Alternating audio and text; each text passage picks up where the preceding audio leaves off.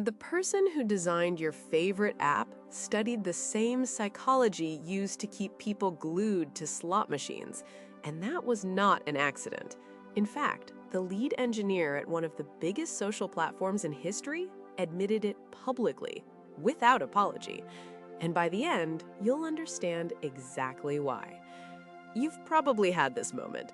You pick up your phone to check the time, and 20 minutes later, you're watching a stranger's vacation photos. You didn't choose to do that, and yet it happened again. Maybe you've tried putting the phone in another room. Maybe you've set screen time limits and still found yourself reaching for it like it was magnetic.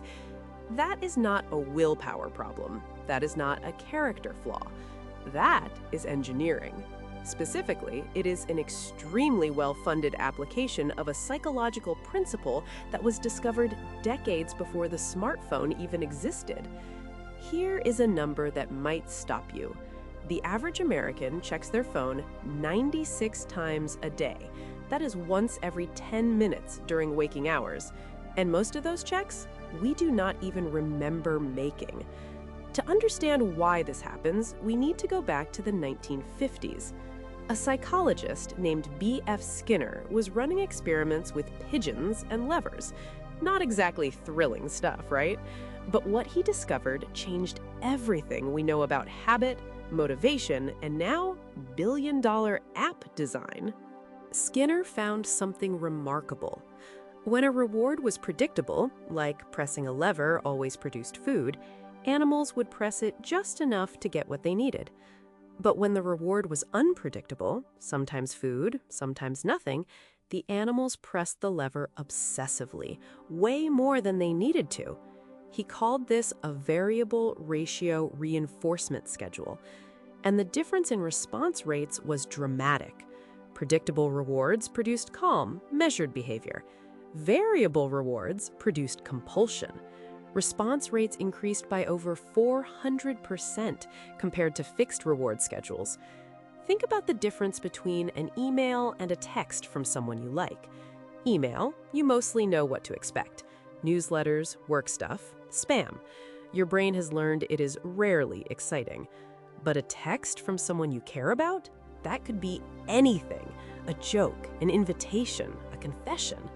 That uncertainty is the hook.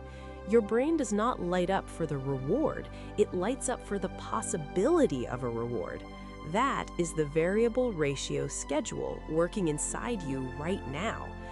Skinner himself described variable ratio reinforcement as producing behavior that is especially resistant to extinction. In plain terms, once this kind of habit forms, it is extraordinarily hard to stop, even when the rewards stop coming. That description was written in 1957. It describes your relationship with your phone perfectly. Here is what is actually happening in your brain when you reach for your phone. Point 1. Your brain releases dopamine not when you get the reward, but when you anticipate it. Point 2. Uncertainty actually amplifies that dopamine spike. Your brain goes higher for a maybe than for a yes. Point 3, this is the exact same mechanism that makes gambling so hard to walk away from. That is point 3. Point 4 is the one that should make you angry. But here's what most people get wrong. We assume that phones became addictive by accident, that companies built useful tools and we just happened to love them too much. That is not what happened. The design choices that make your phone so hard to put down were not accidents or side effects, they were goals. And the people making those choices knew exactly what they were doing. In 2017, Sean Parker, the founding president of Facebook, said this out loud in a public interview. He admitted the platform was built to exploit what he called a vulnerability in human psychology. His words, not mine. He was not apologizing, he was explaining the original design brief.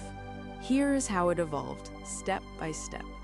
In the early 2000s, apps competed for attention on features. What could the app actually do? Then, around 2009, social platforms introduced pull to refresh, the gesture that physically mimics pulling a slot machine lever.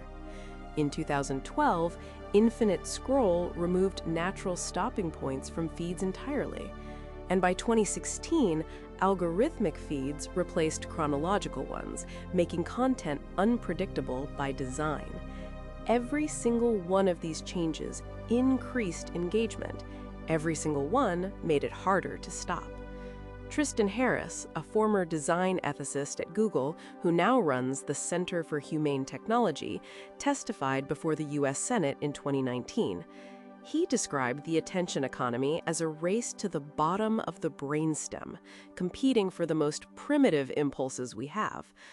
A race to the bottom of the brainstem. Let that sit for a second. But that is not the real problem. The real problem is how well this is working. The Pew Research Center found that 31% of American adults say they are online almost constantly. Among adults under 30, that number jumps to 48%. And these are self-reported numbers, people admitting it. The actual figures are almost certainly higher. Point 1 was the mechanism. Point 2 was the intention. Point 3 is what you can actually do. So how do you push back against a system that was specifically designed by some of the smartest engineers on Earth to keep you scrolling? The answer is not willpower. It never was. The answer is understanding the mechanism well enough to change your environment before your brain even reaches for the reward. Step 1. Remove variable rewards from easy reach. Log out of social apps instead of just closing them. The extra friction of logging back in is often enough to break the automatic reach. Step 2. Replace the behavior, not just restrict it. When you feel the urge to check your phone, have something else to do with your hands. A notebook, a drink, anything tactile. You are not fighting the urge, you are redirecting it. Step 3. Create fixed reward windows. Check social media at set times.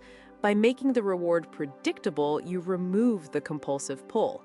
Your brain stops anticipating because it already knows when the next check is coming. Remember Skinner's pigeons from Chapter 1?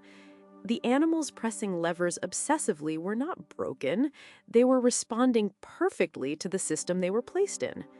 Change the system, and the behavior changes. The pigeons given predictable rewards calm down almost immediately. You are not the problem. The schedule is the problem. And unlike the pigeons, you can change your own schedule. Warm, thoughtful, conversational. Like a wise friend explaining something fascinating about the human mind. Measured pace. Pause slightly before key revelations. Compassionate but never patronizing. A 2017 study from the University of Texas at Austin found that simply having your phone on your desk, face down, screen off, reduced available cognitive capacity. It did not even need to buzz. Its presence alone was enough to pull mental resources away from whatever was in front of you. Out of sight genuinely means out of mind. Remember where we started. The person who built your favorite app studied slot machines on purpose. Now you know why your brain responds the way it does. It is not weak. It is not broken. It is working exactly as it was designed to work by people who understood it better than most of us ever will. But here's what those designers never counted on.